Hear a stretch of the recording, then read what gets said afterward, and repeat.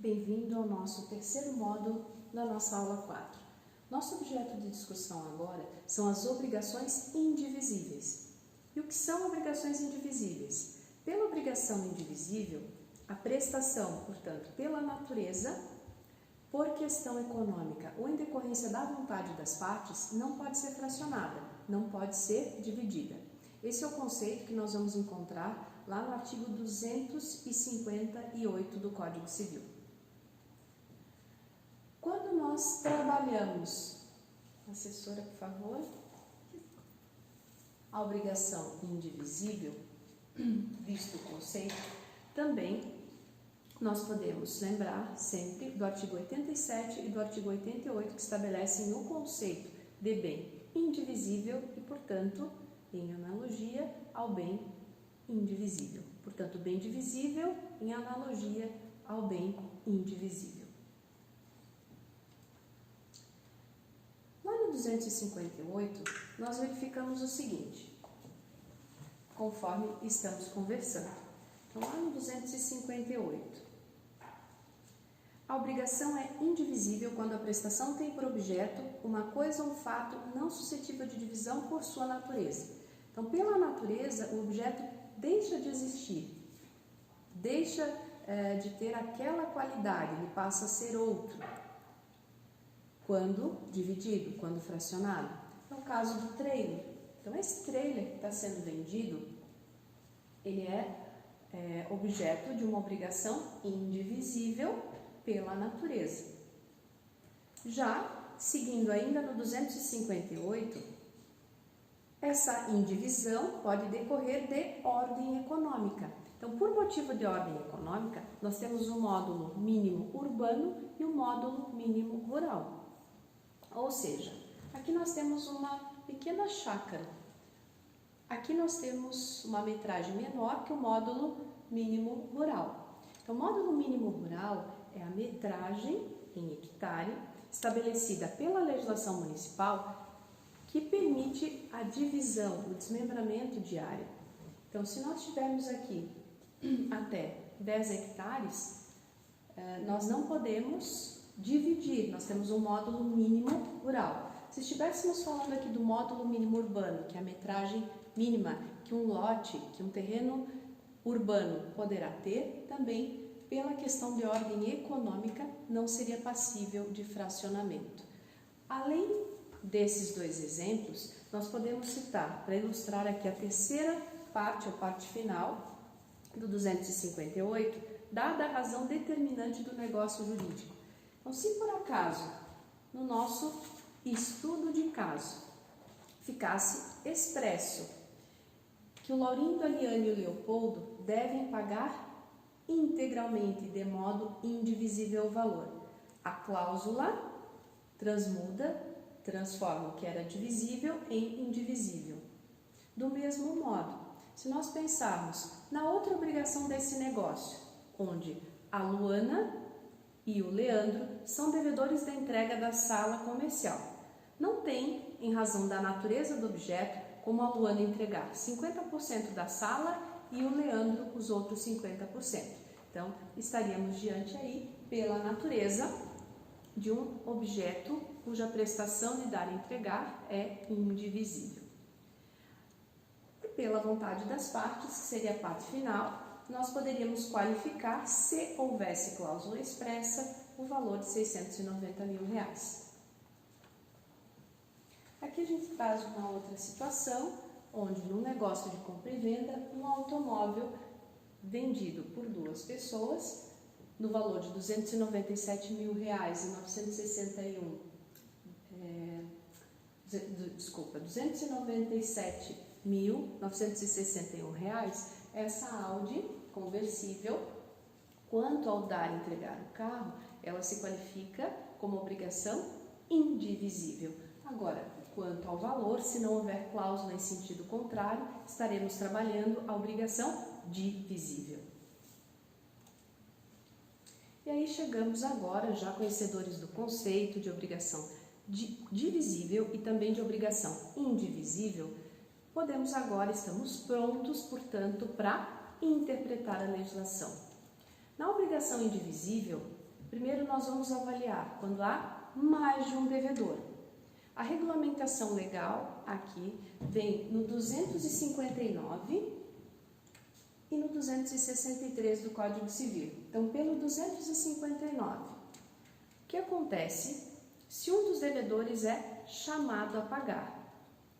Como ele deve o todo, mas responde apenas, na realidade, ele responde pelo todo, mas ele deve apenas uma cota. Então, se nós pensarmos na sala comercial da Luana e do Leandro, a Luana deve a entrega de 50% da sala e o Leandro os outros 50%, mas não há viabilidade de entregar só metade.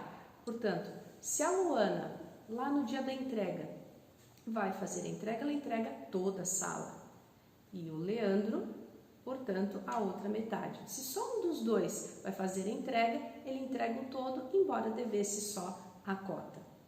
O que acontece conforme o 259, se a Luana faz a entrega da sala e para fazer a entrega, ela tem despesa com a limpeza, algum reparo que deva ser feito. Então, vamos dizer que a Luana gastou para fazer a entrega R$1.000. O que acontece nesse caso? Ela arca com 50% dela dos R$1.000, ou seja, R$500, e os outros 500 ela se subroga nos direitos de credora contra o Leandro. Como assim? Subrogar-se significa se fazer substituir. Ou seja, quando a Luana antecipa os R$1.000, ela arca com a parte dela e arcou por dever o todo com a proporção devida pelo Leandro. Então ela se subroga, ela se transmuda, se substitui em credora, se faz substituir em credora para poder cobrar do Leandro depois o valor devido por ele. Ah, professora, no caso de eles casados em regime de comunhão parcial de bens, isso não vai ocorrer. Mesmo na vigência do casamento, imagina que eles estão no processo de divórcio. Então, nesse caso, como é que vai funcionar a divisão dos valores aí? Então, ela teria direito aos 50%, caso ela viesse a investir para fazer a entrega também. O que acontece se, por exemplo, essa sala comercial, em razão de uma reforma feita pelo vizinho, desabou a sala e o prédio? Então, o vizinho tirou a parede de lugar, não fez coluna de sustentação, caiu o prédio todo. Nesse caso, a Luana e o Leandro não vão poder fazer a entrega da sala. Claro, houve a perda desse objeto. Então, quando ocorre a perda do objeto, conforme o caput do 263, ele se transforma em perdas e danos.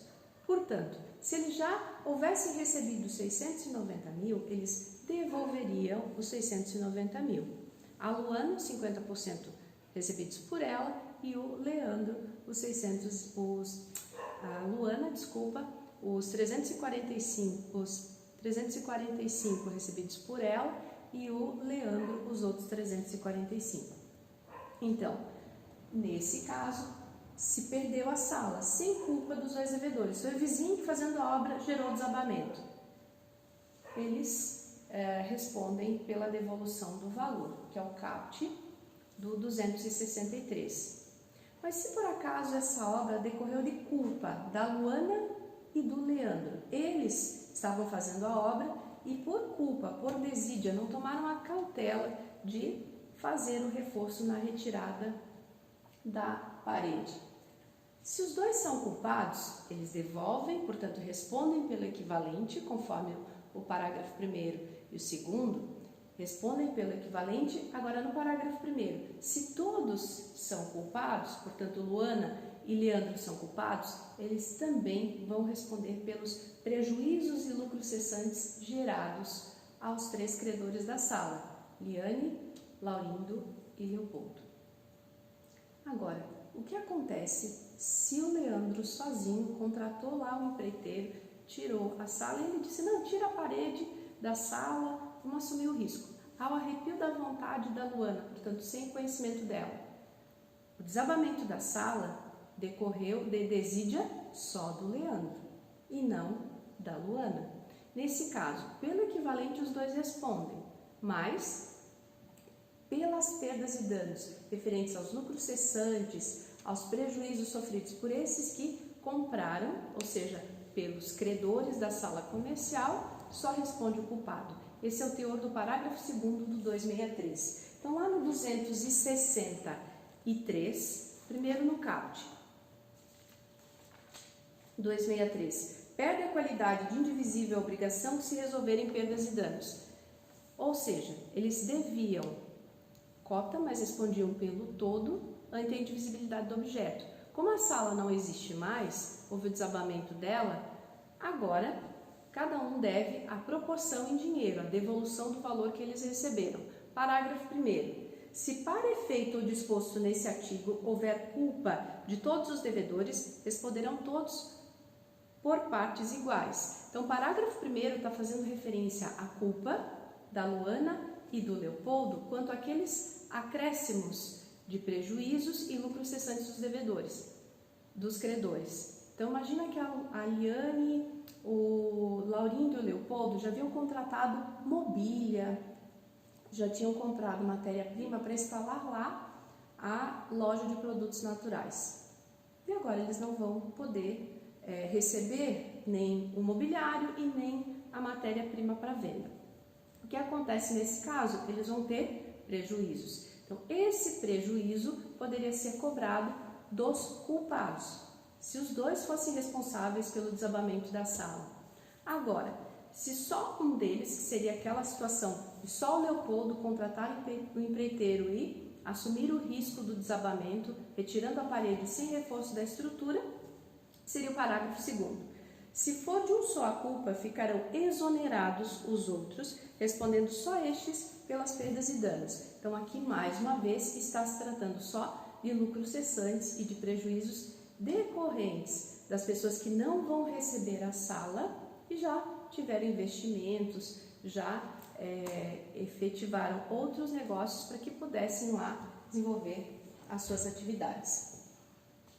Essa interpretação que nós desenvolvemos aqui, ela vai de encontro ao enunciado 540 das jornadas de direito civil. Então, lá no enunciado 540, nós vamos encontrar que, havendo perecimento do objeto, ou seja, perda do objeto da prestação indivisível por culpa de apenas um dos devedores, todos respondem de maneira divisível pelo equivalente e só o culpado pelas perdas e danos. Então, agora, seguindo na obrigação indivisível, agora nós vamos trabalhar o regramento legal quando houver mais de um credor na obrigação indivisível. Ou seja, no exemplo ali do nosso caso hipotético, nós temos 3 pessoas recebendo a sala, ou seja, a Liane, o Leopoldo e o Laurindo. São 3 credores de uma obrigação indivisível. A regulamentação legal fica no 260 e no 261. Como nós já vimos do próprio conceito de obrigação indivisível, se a Luana, lá no dia da entrega da sala, quiser entregar sozinha aos credores a sala, ela pode entregar? Pode, porque ela deve metade, mas ela responde pelo todo. Mas por segurança dela, para evitar que futuramente, se alguns dos credores da sala vier a se sentir lesado por não receber dos co-credores, venha cobrar dela, do Leopoldo, valores de indenização. Que medida ela pode tomar para evitar aquele jargão bem popular, bem conhecido? Quem paga mal, paga 2 vezes. Ela vai aplicar o 260. Ela vai dizer, olha, hoje eu vou entregar a sala, mas os 3 credores, portanto, todos conjuntamente, nos termos do 260, inciso 1º, deverão estar presentes para receber. Então, a segurança da devedora ou dos devedores da obrigação indivisível para que o pagamento seja perfeito, faça, portanto, a extinção da obrigação civil é que todos recebam conjuntamente. Mas, nossa, a Liane está presente. Agora, o Laurindo e o Leopoldo, um mora em outra cidade, o outro está viajando. O que poderá exigir a devedora Luana e o devedor Leandro, para que não incorra no risco de futuramente vir a ser cobrado em indenização. Tudo bem, a gente entrega a sala só para a credora Eliane, desde que ela tenha caução de ratificação. Isso é o que nós vamos observar no inciso 2º do 260. O que é caução de ratificação? Caução significa garantia, ratificação significa confirmação. Portanto, se a Eliane vai receber em nome próprio, ok. Mas se vai receber em nome do Laurindo, ele tem que autorizá-la a receber em seu nome. Se vai receber em nome do Leopoldo, ele também deverá autorizar em nome próprio que ela receba por ele. Ou seja, no cotidiano, nós conhecemos essa autorização como mandato que se materializa através de procuração. Então, a Eliane deverá ter uma procuração autorizando a si a receber em nome do Leopoldo, em nome do Laurindo. O que acontece se a Eliane recebeu e não deixa nem o Leopoldo e nem o Laurindo acessarem a sala? Ela recebeu a sala sozinha e mantém-se sozinha no imóvel. Os outros dois credores, com base no 261, poderão exigir a sua cota em dinheiro. Ou seja, Eliane recebeu a sala, valor do negócio 690 mil. Qual o direito? A proporção do Leopoldo nessa sala. 1/3 do valor, ou seja, 230 mil. Portanto, pode o Leopoldo cobrar 230 mil em dinheiro da Eliane. Do mesmo modo, pode proceder o Laurindo. Esse é o teor do 261. Agora chegamos à regra final das obrigações indivisíveis. Nessa regra, que vem expressa no 262, para poder aplicá-la, poder entendê-la, nós temos que conhecer esses institutos aqui descritos. A remissão, a transação, a novação, a compensação e a confusão. O que é remissão? Remissão é um instituto que qualifica pagamento e que significa perdão da dívida. Então, quando nós visualizarmos o termo remissão, quer dizer que a dívida foi perdoada. Transação. Transação é um acordo que pode ser feito em juízo ou fora dele, modificando a manifestação de vontade inicial. Hoje ela não é uma espécie de pagamento, ou seja, de extinção de obrigação civil, mas sim um contrato que modifica as vontades. Novação. A novação é uma nova obrigação criada com o objetivo de extinguir a obrigação anterior. Um exemplo bem frequente de inovação lá no nosso dia a dia são os refinanciamentos. Então, se eu devo o valor de 100 mil reais, na hora do vencimento da devolução do capital, não tenho essa quantia em dinheiro. Refinancio a dívida em 130 mil. Não vou receber mais 130 mil. Na realidade, eles vão abater a minha dívida acrescida dos encargos. Ou seja, essa dívida anterior de 100 mil morreu. Ela foi extinta em função da criação de uma nova. Temos ainda a compensação. Na compensação, temos dois sujeitos e duas obrigações diferentes. Esse primeiro sujeito aqui é devedor e na segunda ele é credor. Então, imagina que o Laurindo deve para o Leandro, por exemplo, 50 mil reais em outro negócio. E nesse caso aqui, do estudo de caso que nós estamos trabalhando,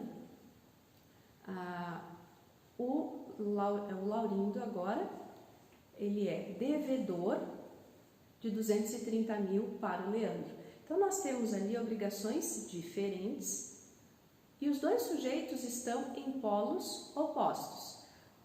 As duas obrigações estão vencendo, então são vencidas, os dois sujeitos estão em polos opostos e as prestações têm a mesma natureza, portanto, são fungíveis entre si. O que acontece com a dívida de 230 e de 50 mil?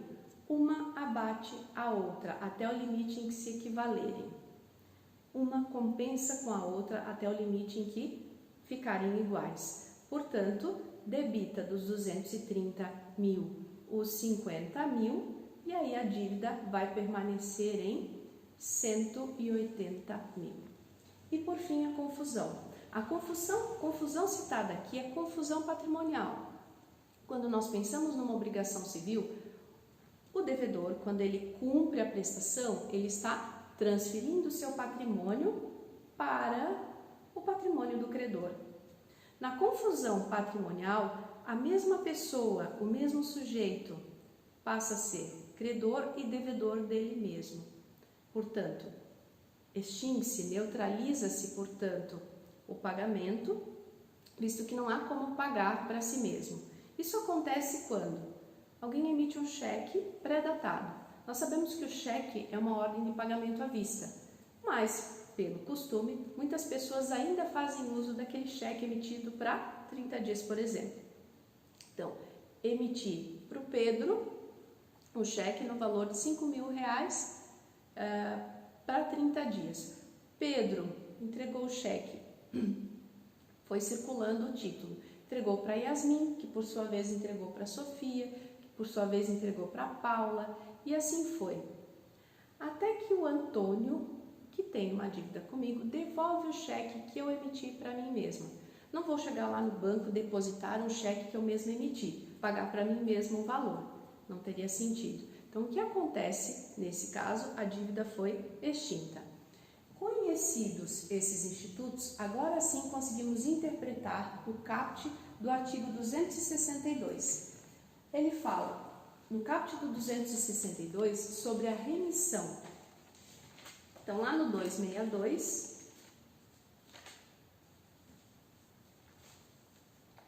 se um dos credores remitir a dívida, a obrigação não ficará extinta para com os outros, mas estes só poderão exigir descontada a cota do credor remitente. Então, imagina que o Leandro perdoou a dívida, ou seja, permitiu a dívida da Liane.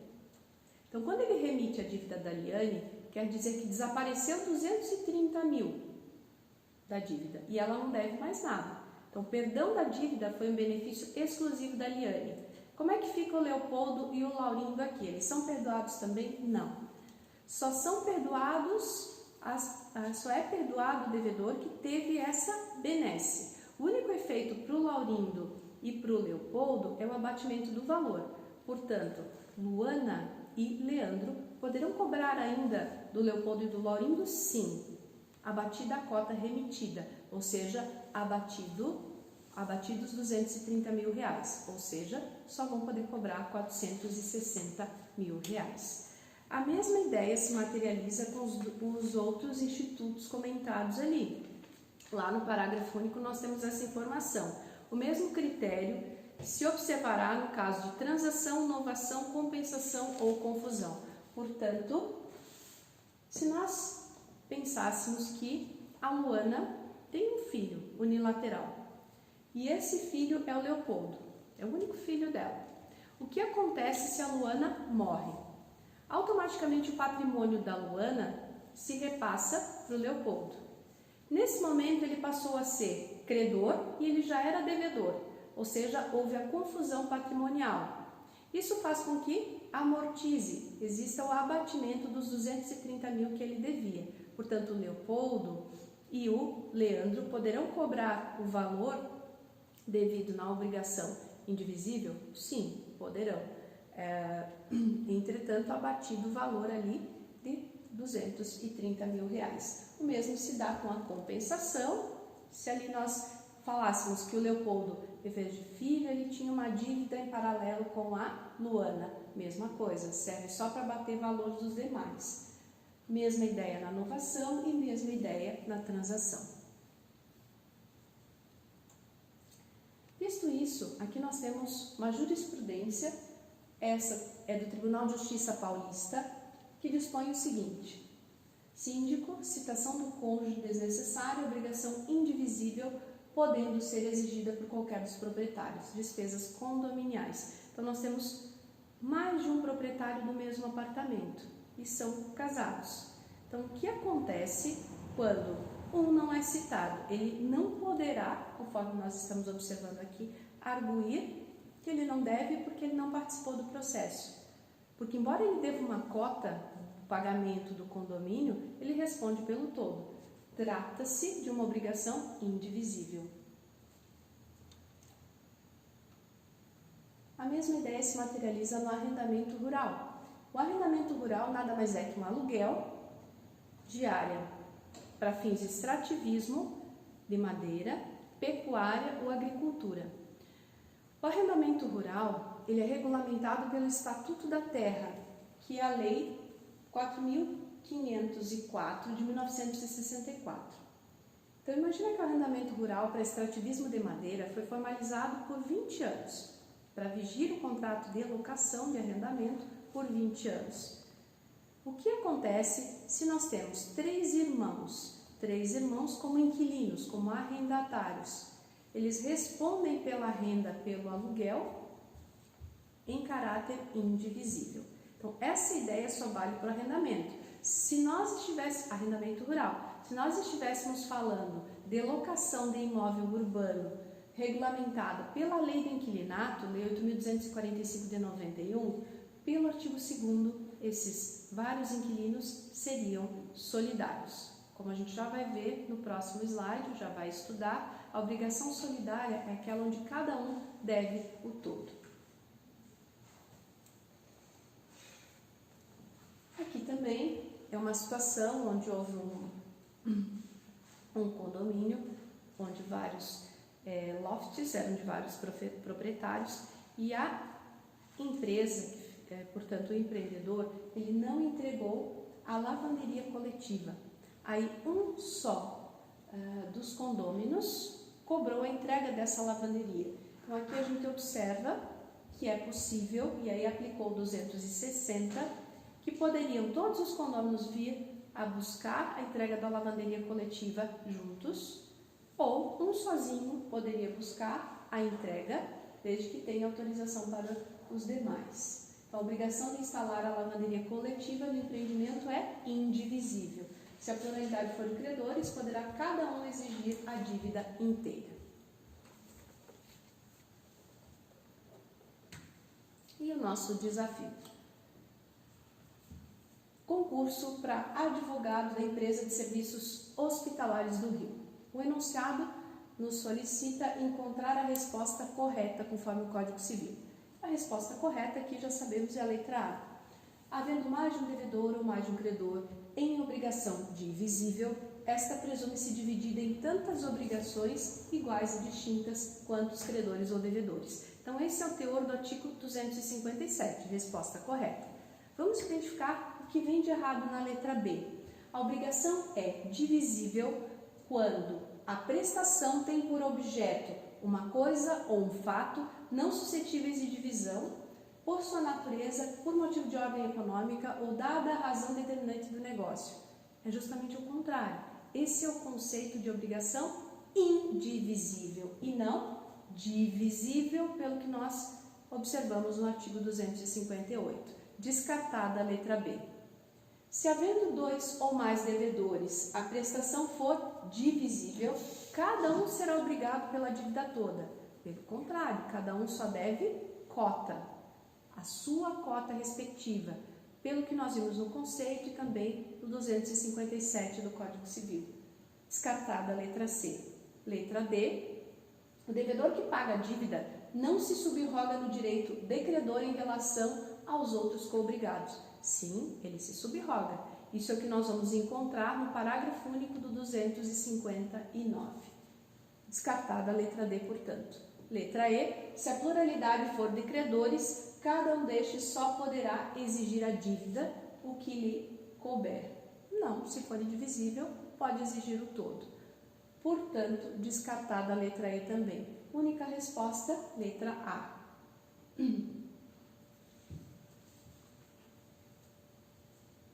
E, por fim, questão da OAB. Então, nessa questão, Donato, um psiquiatra, faleceu e deixou 3 filhos. Os filhos, os herdeiros da biblioteca, venderam para a Universidade do Estado a biblioteca que tinha obras raras, enfim, do seu pai, do Donato. Então, os herdeiros são José e Luiz, que negociaram, mas o Hugo também é herdeiro, portanto, também estava alienando a biblioteca. Entendendo aqui a biblioteca não como livros individualizados, mas como algo coletivo. Se a Universidade do Estado comprou a biblioteca como um todo, ela comprou algo indivisível. Combinaram entre si, na relação interna dos herdeiros, o José, o Luiz e o Hugo, então eles combinaram que o Luiz faria entrega da biblioteca. Só que o Luiz não fez. Aí o que a Universidade do Estado fez? Porque ela queria receber a biblioteca do Donato. Ela exigiu, através de notificação, ao outro herdeiro, ao José, que em 48 horas fizesse a entrega da biblioteca. E aí nos questiona aqui o enunciado se isso é possível. Sim, porque a biblioteca é uma obrigação indivisível. Portanto, cada herdeiro deve uma cota, mas responde pelo todo. Por isso que a letra A é correta. Se o José não entregar a biblioteca no prazo, e se quiser evitar a resolução, ou seja, a extinção do contrato em perdas e danos, ele sim vai fazer a entrega, porque está trabalhando, está tratando de uma obrigação indivisível. Descartada a letra B, não tendo sido ajustada a solidariedade, José não está obrigado a entregar todos pela sua cota à parte. Sim, está, porque estamos aqui discorrendo sobre obrigação indivisível. Letra C. Como Luiz foi incumbido da entrega, a universidade não poderia ter notificado José, mas deveria ter interpelado Luiz. Se a obrigação é indivisível e o combinado foi só interno entre os herdeiros, não há que se falar também na letra C. Pode-se exigir de qualquer dos credores de obrigação indivisível a entrega. E a última, letra D, tratando-se de 3 devedores, a universidade não poderá ou não poderia exigir de um só o pagamento. Deveria exigir simultaneamente aos 3 irmãos. Pode exigir de um ou dos 3. Então, somente ali só poderia exigir simultaneamente, invalida também a letra D. Respondido, então, o nosso desafio pela letra A. Finalizamos, então, a obrigação indivisível, aguardando as dúvidas que advenham da matéria e seguindo para o próximo módulo com a obrigação solidária.